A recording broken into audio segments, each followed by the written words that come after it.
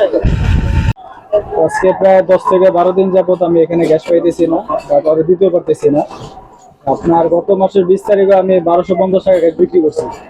আজকে এখন 2100-2200 টাকা গ্যাস, তারপরও গ্যাস পাইতেছি না। আমি একটা হোটেল ব্যবসা করি প্রায় অনেক দিন ধরে।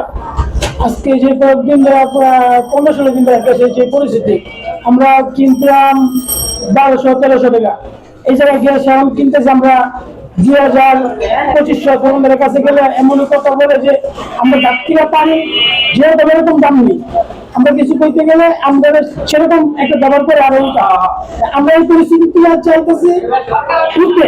আমরা সরকারের কাছে আবেদন চাই যে আমরা এমন বর্তমানে যে পরিস্থিতি আছি, এই পরিস্থিতি আমরা মানে সম্ভব না চলা।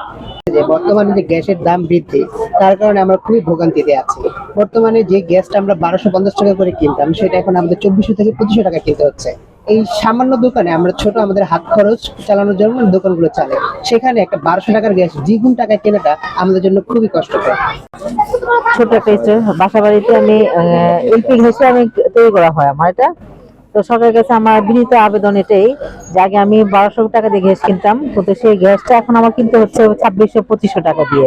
তো কিছুদিন বিগত 17-18 দিন যাবৎ আমার মানে পাইকারি পর্যায়ে থেকে আমাকে কোনো খুচরা পর্যায়ে গ্যাস দেওয়া হচ্ছে না।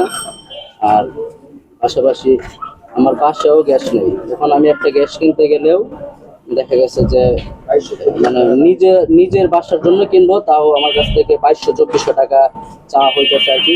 সরকারের কাছে আবেদন, যেহেতু আমরা গরিব মানুষ, যারা গ্যাস ব্যবহার করে কার্বন কিছু তো কোনো গ্যাস নেই, আর যারা গ্যাস ব্যবহার করে মানে প্রতি ঘরে ঘরে সিলিন্ডার, কিন্তু এইভাবে যদি গ্যাসের ইয়ে হয় তাহলে এই যে আমরা দিন মজুরি কাজ করি, তাহলে তো আমরা মনে করেন ঘর ভাড়া দিতে সমস্যা, দোকান ভাড়া দিতে কষ্ট, কি আমরা গ্যাসের বিল দিব না কারেন্ট বিল দিব না ঘর ভাড়া দিব, না আমরা নিজেরা খাবো।